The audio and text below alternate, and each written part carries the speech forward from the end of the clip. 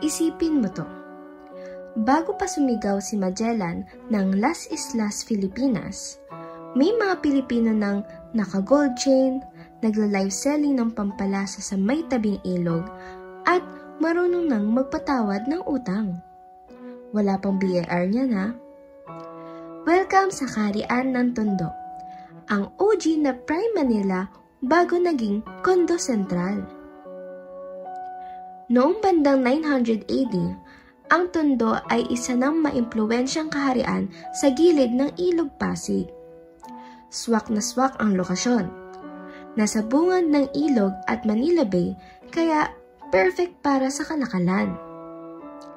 Kung ngayon may naiya, noon ang Tondo ang airport ng mga bangkero at negosyanteng banyaga. Ito ang mga detalye. Hindi basta-basta ang Tondo. Isa itong independent na pamahalaan na pinamumunuan ng Lakan o Datu. Parang isang confederation ng barangay ang sistema. May mga mini-alyansa ng iba't ibang pinuno. May malinaw na ekstruktura ang lipunan. Maharlika, Timawa, at Alipin. At oo, pwede kang umangat sa buhay kung masipag ka. Imaginein mo to. May barangay captain, pero may council pa ng mga Lakan. Yung mga Alipin, hindi laging kawawa. Minsan, mas masaya pa sila kesa sa mga intern ngayon na walang sweldo. Pero teka lang, paano natin to nalaman? May CCTV ba noon? Mas matindi pa, may resibo.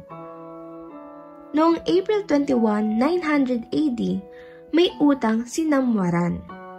Pero dahil close siya kay Datu, pinatawad niya ito. At sinulat ito sa tanso. Parang ancient tweet pero nakasketch sa metal. Fun facts? Natagpuan ito sa Lumban, Laguna noong 1989. Isa itong tunay na dokumento sa kasaysayan na nakasulat sa Kawi script, ginagamit sa Java at Bali. Nabanggit sa inskripsyon ang Tondo, Paella, at Puliran. Ibig sabihin, may komunikasyon na sa iba't ibang rehiyon noon pa lang. Gamit ang mga salitang Sanskrit, Old Malay, at Lumang Tagalog, multilingual ang mga tao ng Tondo. So, habang wala pang text at messenger noon, sila may copper plate message. Kung may emoji noon, ganito lang, bayad na ang utang. At kung may resibo, ibig sabihin may kita. Kaya, saan nga ba galing ang kayamanan ng Tondo? Ang Tondo ang ultimate na Bay Area ng Southeast Asia. May ugnayan sila sa mga Inchik, Song Dynasty, mga negosyanteng Indian, mga taga-Malaysia, at pati mga Arabong Muslim. Ito ang mga iniluluwas nila. Ginto mula sa Luzon, partikular sa Cordillera, beeswax, perlas, bulak, at bigas. At syempre, konting chismis mula sa palasyo. Mga inaangkat nila: seramika, seda, pampalasa, pabango, at jade. Ayon sa tala ng mga Inchik, ang Luzon ay tinawag na Liusyong at pinuri pa ang husay sa paggawa ng mga metal. Tondo ang pasukan dyan. Kung may Shopee ratings noon, 5-star ang Tondo. Mabilis ang padala. Walang cash on delivery kasi puro ginto kami. Pero, hindi lang pera ang bumubuo sa kapangyarihan. Meron ding matinding leader.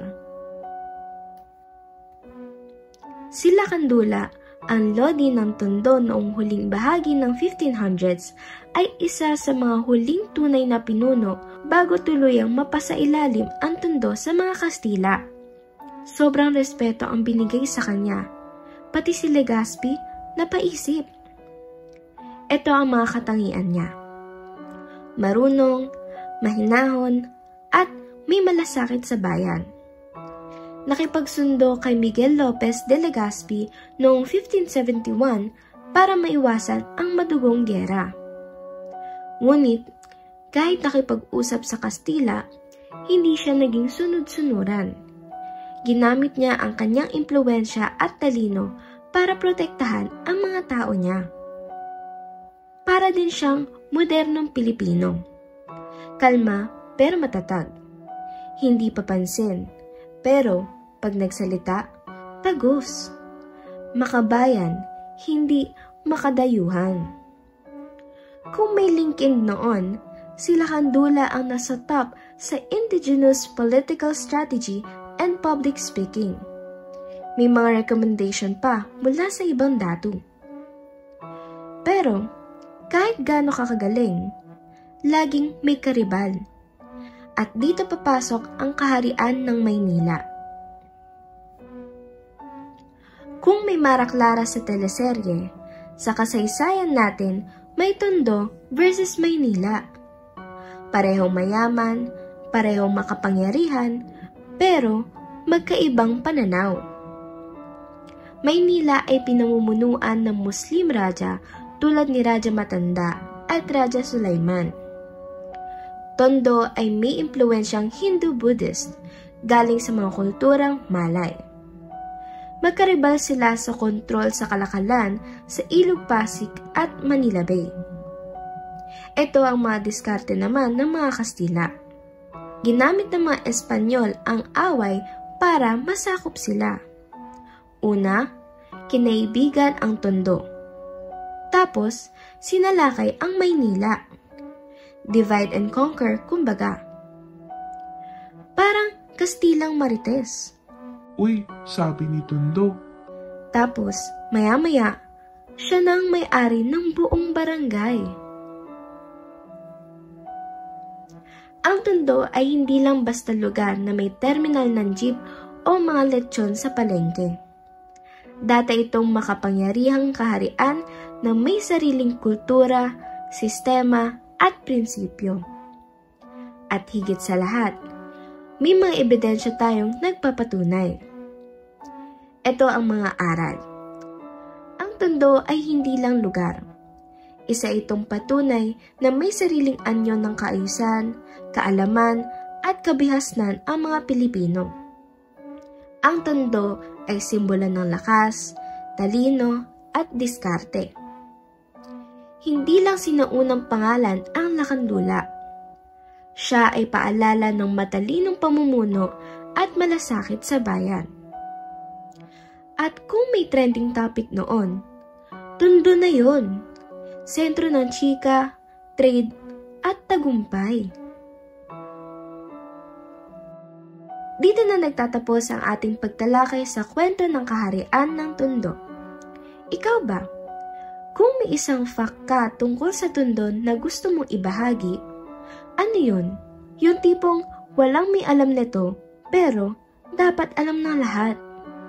I-share mo sa comments. At kung nag-enjoy ka, huwag kalimutang mag-like, subscribe, at pindutin mo na rin ang notification bell para sa mas marami pang kwentong makasaysayan at kakaiba. Hindi lang kaharian ang Tondo.